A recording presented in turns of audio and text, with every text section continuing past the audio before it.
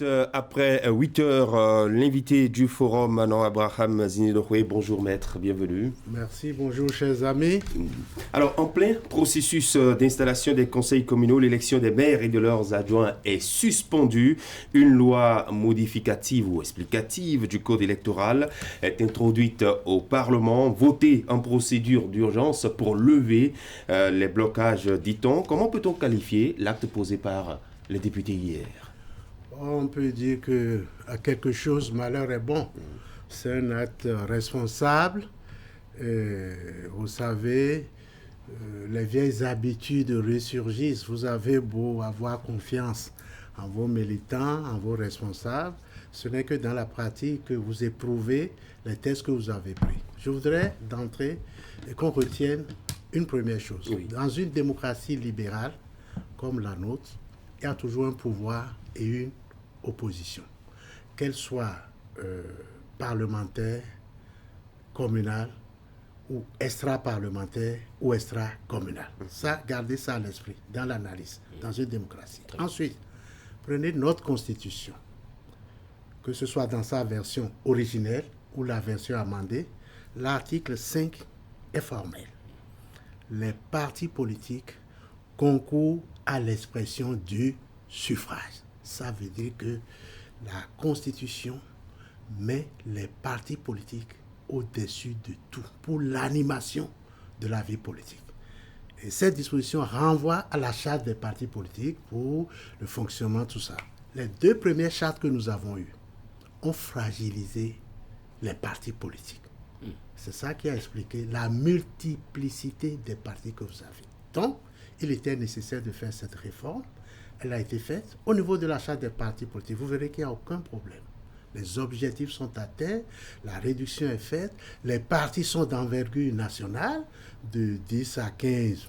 Il y a eu 5 qui ont compétit, 3 sont arrivés. Donc, au niveau de la charte des partis politiques, donc vous avez la Constitution, vous avez la charte qui renvoie aux lois électorales, le code électoral. Le code électoral est également allé dans ce sens, mais resté au milieu du gué.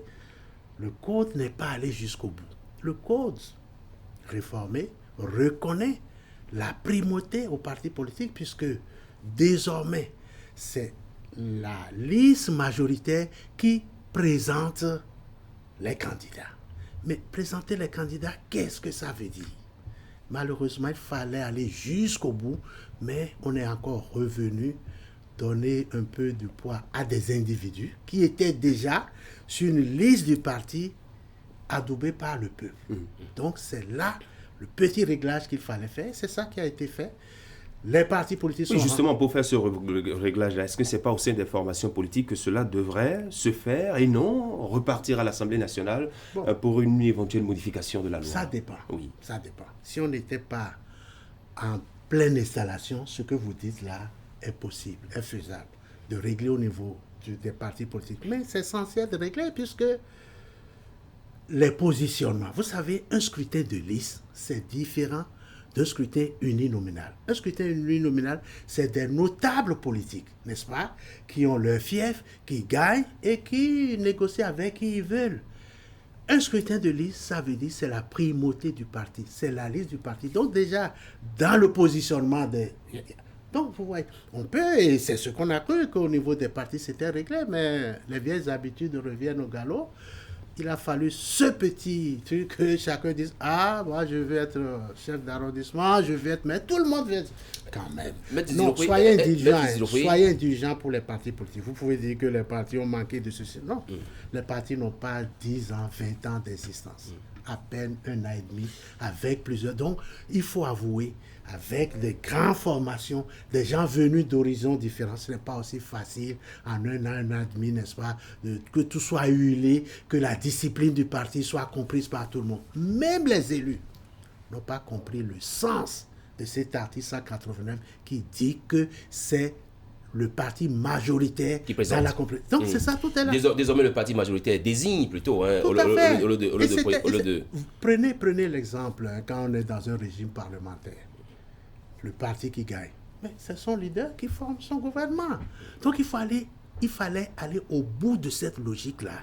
on veut désormais, et c'est conforme à la Constitution, qui dit que c'est les partis politiques qui concourent, qui renvoient à la charte, laquelle renvoie au code électoral. Donc vous voyez, il y a bien une logique entre ce qui a été Mais fait. est-ce qu'il y avait effectivement un blocage pouvant nécessiter ou ayant nécessité la relecture du code Vous électoral? voyez, si vous voulez, je prends un exemple.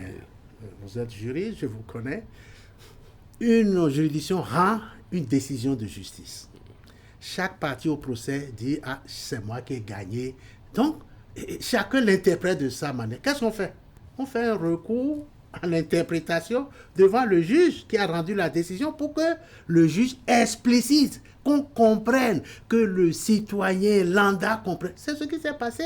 C'est les députés qui ont pris cette loi. Et si le juge n'a pas fait qu'expliquer, le juge a également augmenté ou même a ajouté des éléments nouveaux au code électoral. Mais ces éléments peuvent être des éléments d'explicitation pour qu'on comprenne que c'est les partis désormais qui constituent. Ça dit face aux partis politiques et à l'individu, nous avons fait le choix, conformément à la Constitution, que le parti est au-dessus des égaux. Vous voyez, le temps du Messie, l'homme roi, il faut que petit à petit, ça entre dans la pratique politicienne. C'est ça qu'on veut combattre. Et je crois qu'on est sur la bonne voie.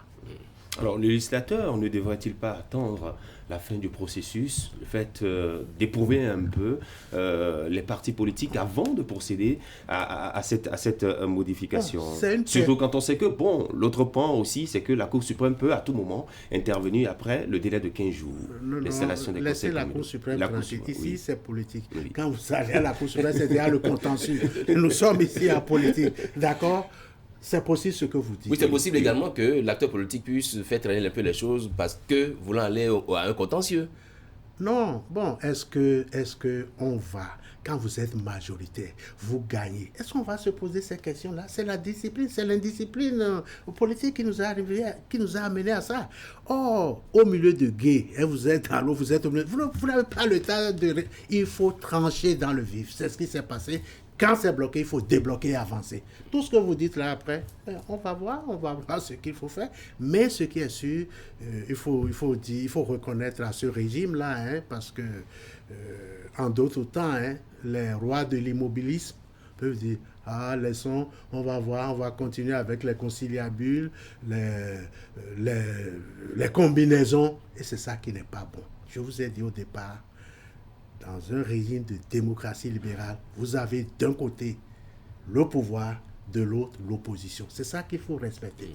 Vous voyez la loi, quand il y a majorité absolue, ça désigne. Quand il n'y a pas majorité absolue, des partis peuvent se mettre ensemble avec un accord de gouvernance communale. Et la troisième hypothèse, c'est qu'on se trouve dans une triangulaire, une quadriangulaire, personne ne veut négocier. On élit. Chacun va, on revient au scrutin uninominal, on va jusqu'au majorité absolue premier tour, personne n'a, ainsi de suite jusqu'à... Donc ça veut dire que l'esprit de la loi est conservé. Et c'est ça qui est important. Nous voulons la primauté, donner la primauté aux partis politiques. Ça veut dire qu'au Bénin désormais, si vous n'êtes pas membre d'un parti politique, vous n'avez pas de chance de faire de la politique au Bénin. Mais désormais, avec les candidats au poste de maire et d'adjoint, y compris les chefs d'arrondissement, seront désignés par les partis politiques. Je vous ai dit. Comment se fera cette désignation pour ne pas fragiliser la gouvernance au plan local? Mais comment cette désignation s'est faite pour qu'il y ait une liste de candidats? C'est à l'interne que c'est fait. Chaque parti a son mode de désignation pour que les gens soient sur une liste, pour que le peuple leur apporte. Comment ça s'est passé? C'est à l'interne de chaque parti.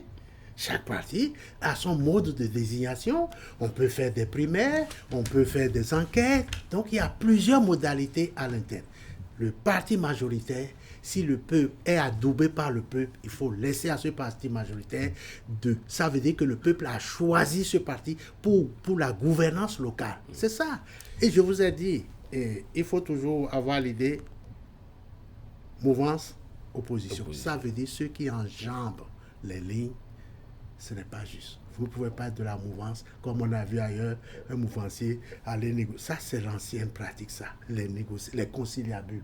C'est-à-dire l'intérêt, tout va en l'air, les idées, les convictions, l'idéologie. Non, l'essentiel que je pense. Mais pourquoi cette discipline, la discipline qui a prévalu à la confection des listes, pour qu'on aille à ces élections, pour que chacun puisse avoir son suffrage, n'a pas prévalu ici pour qu'au sein d'une formation politique, on assiste à 2-3 candidatures qui sont soutenues par des leaders de formations politiques aussi. Attention. C'est ce que je vous dis. Certains font l'âne pour avoir le fouet. On s'en rend compte. C'est ça le problème. Vous savez, comme on dit chez nous, mais vous n'êtes pas entré dans l'esprit, dans le subconscient de chacun. Nous, on n'est pas des dieux pour savoir qu'une fois le type admis va se rebeller, tout ça. On a des indicateurs. Sur ces indicateurs, on met les gens. Et pour être pour eux, mais une fois ils ont l'affaire, ils ont dit bon, je peux. Non, c'est pas sérieux. C'est les mauvaises habitudes. Il faut qu'on en finisse et qu'on fasse de la politique, n'est-ce pas, de responsable. Quand on est responsable à ce niveau, la discipline. Dans un parti, c'est ça qui fait ce rôle revient au leader de chaque formation politique. C'est à vous de faire ce travail. Je viens de vous dire que ces partis sont jeunes, d'un an et demi. Quand vous avez 80 partis... Donc c'est une crise de maturité. Mais ça, c'est un début. Dès que ces partis ont été formés, ils ont été confrontés à des élections. Donc, le temps, n'est-ce pas, de mouler tout cela. Il nous faut de la durée, il faut du temps pour en arriver là. Ça n'excuse pas des responsables à ce niveau. C'est les appétits individuels, point barre. Il y a deux choses. Vous avez votre morale qui vous permet, n'est-ce pas, d'être discipliné. C'est à défaut de la morale, vous n'avez que la loi, la force coercitive, et c'est ce qui a été choisi pour avancer. La chronique en vérité de Moïse Ossoumou, les réglages des députés, je vous lis rapidement la fin de la chronique. Il finit en disant ceci: la loi est venue régler un problème interne aux formations politiques. Qu'en sera-t-il plus tard, lors des délibérations au sein du Conseil, si les querelles et rivalités sont toujours de mise? Je ne pense pas, puisque bien que le maire soit l'exécutif, avec ses adjoints, avec les CA, tout ça, ça fait quand même un nombre assez important qui concourt. Mieux, le rôle du parti, ce n'est pas des maires isolés comme avant. Il fait ce qu'il veut. Le parti a son œil. Quand c'est une commune BR ou UP ou FSB, on dit c'est une commune. Et ce parti est jugé, évalué à travers la performance de cet exécutif-là. Et le parti a désormais son œil. Avant, les destitutions se faisaient uniquement au niveau, comme vous l'avez dit. Mais désormais, le parti a son œil. Le parti peut être à l'initiative d'une décision quand il sait que son maire est en train de mal gérer. Ça veut dire qu'il y a un encadrement du parti désormais au niveau des exécutifs des communes. Les gens ne sont plus laissés à volo, tout puissants, tout ça. Non, tout ça, la loi explicative, interprétative a mis fin à cela. Il dit, par quel procédé les responsables des partis politiques vont-ils désigner les prochains maires? La démocratie interne sera-t-elle de mise? Bien sûr, pourquoi pas. Il y a plusieurs mécanismes, je viens de vous dire. On peut faire des primaires. Je ne cache pas... Je rappelle que vous êtes également de l'Union progressiste. Oui, et je ne fais pas un secret de truc. À Calavi, on a lu vos journaux d'annonces. L'Union progressiste a appelé les intéressés. Votre interne a été fait, les choses sont claires. Ce qui n'a pas été le cas à Cotonou, par exemple. Pourquoi avoir fait ce choix-là de ne pas faire une démocratie à l'interne pour Cotonou aussi? Ça dépend de chaque situation. Des enjeux. Les situations ne sont pas les mêmes. Tout le monde a vu le candidat autour duquel la campagne a été faite à Cotonou. On n'a pas besoin de le dire. À Ouida à Porto-Nouveau, pareil. Donc chaque situation est unique. Mais à l'avenir... Mais ça voudrait dire qu'hier, on aurait dû assister à l'élection du maire et pas à un report de l'élection. Oui. Si, comme je vous l'ai dit, si les uns et les autres n'étaient pas nourris d'ambition personnelle, l'intérêt du parti devait se soumettre, n'est-ce pas, Ouais. à la tête du parti. Je crois que c'est ça que la loi est venue. Ce que l'homme ne fait pas naturellement, moralement. On l'oblige à le Mais faire. c'est tout, c'est la contrainte, c'est comme ça. Alors, avant de vous laisser partir, Maître Abraham Zizi-Ndoye, on sait que dans certaines communes, hein, il n'y a pas de problème, les maires sont élus sous la base de l'ancien code. Maintenant, les maires qui sont élus à partir de ce nouveau code modifié, Non, il n'y a aucun problème. Il n'y a pas de problème. Il y a la loi explicative est claire dans son dernier alinéa. L'acquis est un acquis. Ce qui est fait, c'est désormais pour l'avenir. Ça ne pose aucun problème, puisque tous les conseils sont installés conformément à la loi. Je crois que c'est jusqu'à demain. Oui, demain. Tous les conseils, les 77 communes seront installées. Les désignations, les nominations, ce n'est que des suspensions. Donc, c'est la même séance qui continue. Donc, il n'y a aucun problème juridique de ce côté. Vous voyez en France ce qui s'est passé. Il y a eu des élections que le Covid est venu arrêter. C'est comme ça. Mais est-ce qu'on n'aura pas sous une mandature des maires élus et des maires désignés ou choisis ou nommés? Peu importe.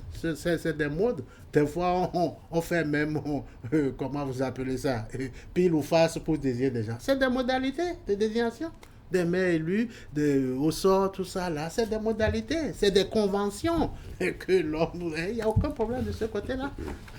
Les choses sont claires. D'accord, les choses sont claires. C'est ce que vous venez de dire, Maître Abraham Zizi-Ndoye. Merci beaucoup, merci d'être passé sur ce plateau pour nous apporter quelques précisions, des explications sur cette loi explicative qui a été adoptée hier au Parlement. Très bonne journée à vous et bon retour au sein de votre formation politique, l'Union progressiste.